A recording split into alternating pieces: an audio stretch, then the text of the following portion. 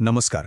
सध्या एका कोर्टाच्या निर्णयामुळे संपूर्ण देशात खळबळ माजलीये आणि हा निर्णय म्हणजे खरं तर कायदेशीर इतिहासातला एक मैलाचा दगडच म्हणावा लागेल.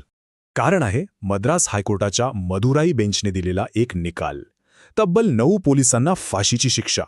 हो, हे खरे, 9 कार्यरत पोलीस अधिकाऱ्यांना. आणि गंमत म्हणजे खुद्द कोर्टानेच या Kesla rarest of the rare म्हणजेच दुर्मिळातील दुर्मिळ घटना म्हटलंय. आता ही जी कॅटेगरी आहे ना, ती फक्त अशा गुन्ह्यांसाठी वापरली जाते जे प्रचंड क्रूर असतात, जे समाजाला मुळापासून हादरून टाकतात. यावरूनच आपल्याला कळतं की हा निकाल किती गंभीर आणि किती वेगळा आहे. तर मग नक्की घडलं तरी काय होतं? असा कोणता गुन्हा होता की कोर्टाला इतका मोठा, इतका अभूतपूर्व निर्णय द्यावा लागला? चला जाणून घेऊया. ही संपूर्ण घटना आहे तामिळनाडूतील. गोष्ट आहे लॉकडाऊनच्या वेळेची. एका वडील मुलाने आपलं मोबाईलचं दुकान वेळेनंतरही थोडं उघडं ठेवलं होतं आणि याच कारणासाठी स्थानिक पोलिसांनी त्यांना अटक केली. पण पुढे जे झालं ते खूपच भयानक होतं. त्या दोघांना पोलीस स्टेशनमध्ये रात्रभर इतकी मारहाण झाली की झालेल्या जखमांमुळे आणि रक्तस्रावामुळे दुसऱ्या दिवशी सकाळी दोघांचाही मृत्यू झाला. विचार करा, ह्या न्यायासाठी तब्बल 6 वर्ष झगडावं लागलं आणि मग कुठे जाऊन आता हा निकाल लागलाय. इथे एक महत्त्वाचा प्रश्न उभा राहतो.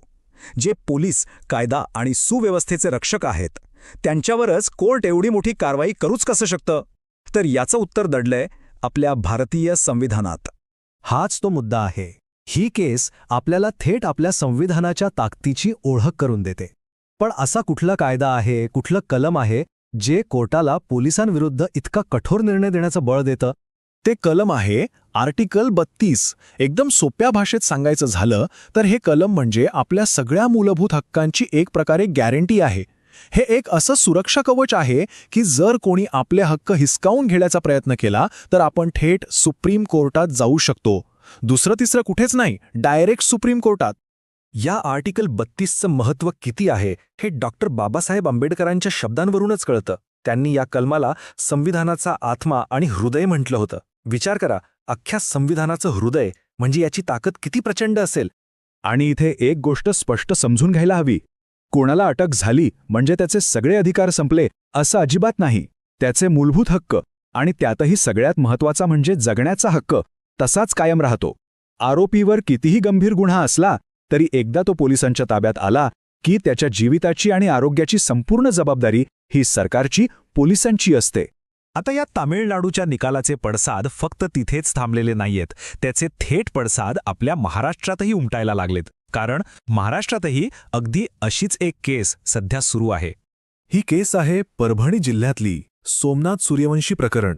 खरं तर ही केस सुरू होती, पण तामिळनाडूच्या निकालानंतर आता ती पुन्हा एकदा जोरदार चर्चेत आली आहे. आणि या दोन्ही केसेसमध्ये इतकं अंगावर येणारं साम्य आहे की बघा, दोन्हीकडे आरोप काय आहे? कोठडीत रात्रभर मारहाण. परिणाम काय? पोलीस स्टेशनमध्ये झालेल्या जखमांमुळे मृत्यू. आणि कायदेशीर आधार? दोन्हीकडे जगण्याच्या मूलभूत हक्काचं म्हणजेच राईट टू लाईफचं उल्लंघन. सध्या हे सोमनाथ सूर्यवंशी प्रकरण छत्रपती संभाजीनगर म्हणजे पूर्वीच्या औरंगाबाद खंडपीठात सुरू आहे. आणि या केसमध्ये पीडित कुटुंबाची बाजू मांडत आहेत ॲडव्होकेट बाळासाहेब आंबेडकर. तर मग या सगळ्याचा अर्थ काय? तामिळनाडूमध्ये लागलेला हा एक निकाल इतका महत्त्वाचा का आहे? त्याचे आपल्या सगळ्यांवर, संपूर्ण देशावर काय परिणाम होणार आहेत? चला थोडक्यात समजून घेऊ. बघा, यातले महत्त्वाचे मुद्दे काय आहेत. 1. तामिळनाडूचा हा निकाल महाराष्ट्रातल्या सूर्यवंशी केससाठी एक आदर्श, एक प्रेसिडेंट ठरू शकतो. 2. या निकालाने पोलिसांना एक कडक संदेश दिलाय की सत्तेचा गैरवापर खपवून घेतला जाणार नाही आणि त्यांची जबाबदारी निश्चित आहे. 3.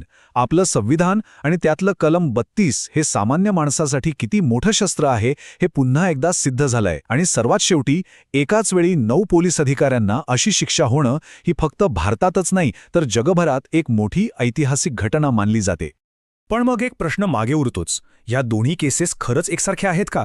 एका प्रकरणात निकाल आलाय, दुसरा अजून कोर्टात आहे. त्यामुळे आता पुढे काय होणार? तामिळनाडूच्या निकालाचा महाराष्ट्रातील केसवर कितपत परिणाम होणार? हे पाहणं खूप महत्त्वाचं ठरणार आहे.